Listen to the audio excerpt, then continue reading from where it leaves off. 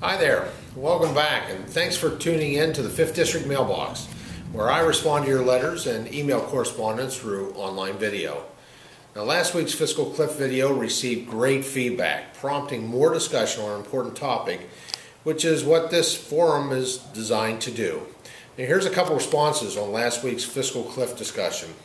Thomas stated, quote, "I hope you won't vote for any deal which includes tax increases.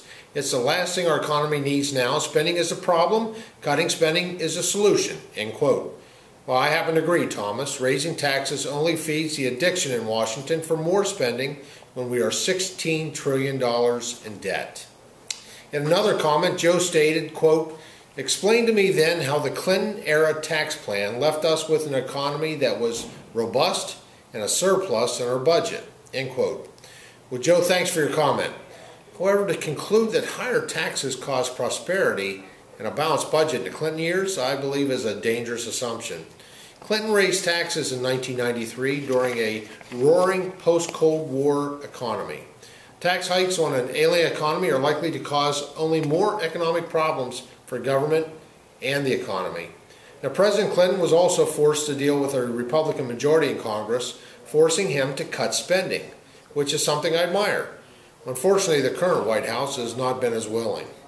Now let's move on to today's topic, the United Nations Arms Trade Treaty.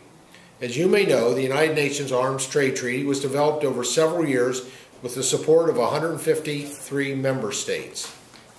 In 2006, the United States expressed concerns with several portions of the treaty and voted against the measure.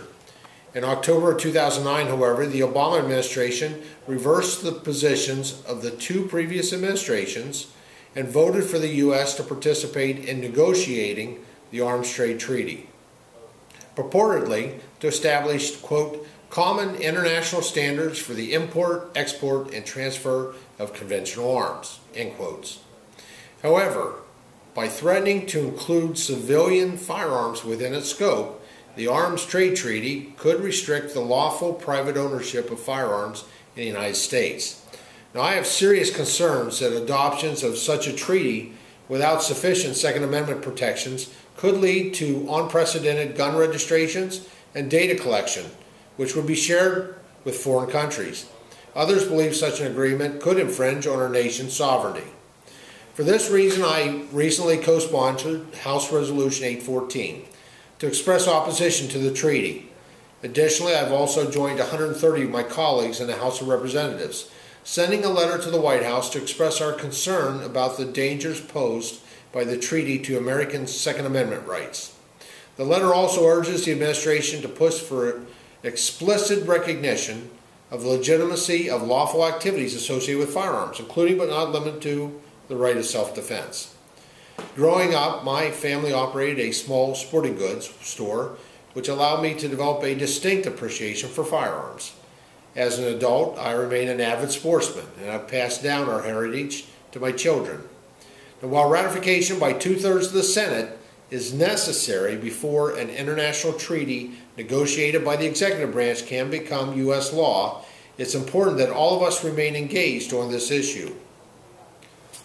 Now, I'm encouraged that 51 bipartisan senators recently signed a letter to the President expressing their opposition, and 58 senators have said that they will oppose it should it come up for a vote. When it comes to our rights as American citizens and our country's sovereignty, America must draw a line in the sand. As your member of Congress, I will continue to ensure that our Second Amendment rights are protected. Now, I appreciate everyone tuning in to the 5th District Mailbox, and I look forward to hearing from you soon. Have a great day.